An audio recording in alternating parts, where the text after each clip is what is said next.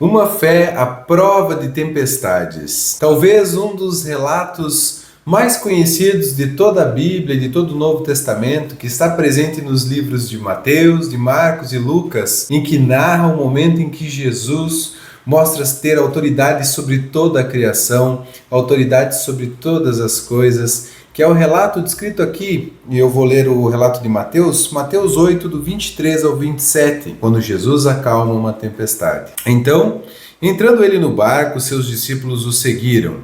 E eis que sobreveio no mar uma grande tempestade, de sorte que o barco era varrido pelas ondas. Entretanto, Jesus dormia, mas os discípulos vieram acordá-lo, clamando: Senhor, salva-nos, perecemos. Então perguntou-lhe Jesus: por que sois tímidos, homens de pequena fé? E levantando-se, repreendeu os ventos e o mar, e fez grande bonança. E maravilharam-se os homens, dizendo: quem é este que até os ventos e o mar lhe obedecem? Então, os discípulos aqui, muito parecidos conosco, 2000 anos depois, estão com Jesus Cristo no barco, mas a tempestade chega às suas vidas. A vida do crente não está imune às tempestades, aos ventos que vão varrer o nosso barco de um lado para o outro, ao ponto de nós nos desesperarmos, assim como os discípulos, e não vermos mais soluções possíveis com a nossa força, com a nossa capacidade humana.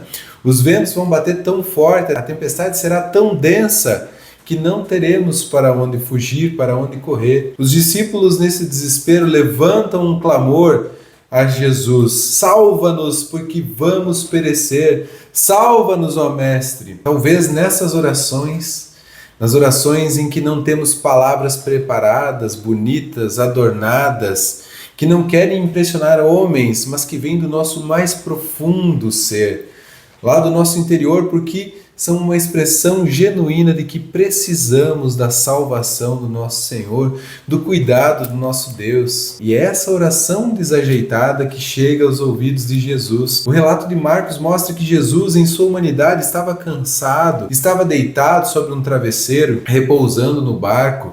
Mas Jesus é um contraste, e isso precisa ser levado para as nossas vidas, porque a tempestade ao nosso redor não afetava o nosso mestre, pois ele tinha o domínio sobre todas aquelas circunstâncias.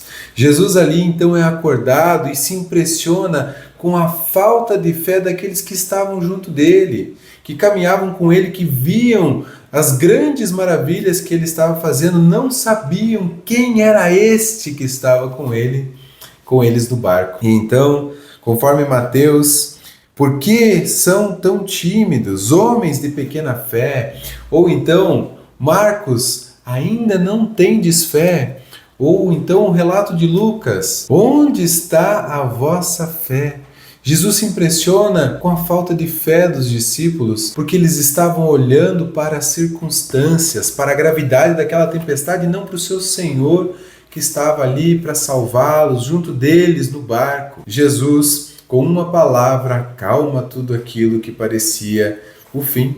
Acalma tudo aquilo que, diante da força humana, era inalcançável, incorrigível, em que nós éramos incapazes de lidar com uma situação tão desafiadora. Jesus, com uma palavra apenas: onde está a fé? Onde está a vossa fé? Porque Jesus Cristo é Senhor também sobre toda a criação, sobre todas as coisas. E Ele acalmaria em meio à tempestade. Nós temos ainda aqui uma outra aplicação, um outro aprendizado, porque Jesus, após acalmar a tempestade, Ele traz um grande temor agora sobre os discípulos. Antes, o medo das circunstâncias agora é transferido para: quem é este? Quem é esse que acalma o vento, acalma os mares e toda a tempestade? Que o nosso temor esteja firmado no nosso Senhor Jesus. Que o nosso temor esteja alicerçado no Deus vivo, no Deus encarnado, todo-poderoso, e não nas circunstâncias dessa vida. Nós seremos muitas vezes atingidos por ondas gigantes, por ventos impetuosos, pelas mazelas da vida, pelas grandes dificuldades, mas Jesus está conosco no barco. Não se turbe o nosso coração, não sejamos apavorados e não tenhamos as nossas forças arrancadas diante das circunstâncias, porque o nosso Senhor está conosco e Ele não nos abandona. Esse é o Senhor Jesus que acalma as tempestades, e então tenha fé, porque Ele pode livrar você da situação mais difícil e Ele estará contigo, mesmo em meio às tempestades.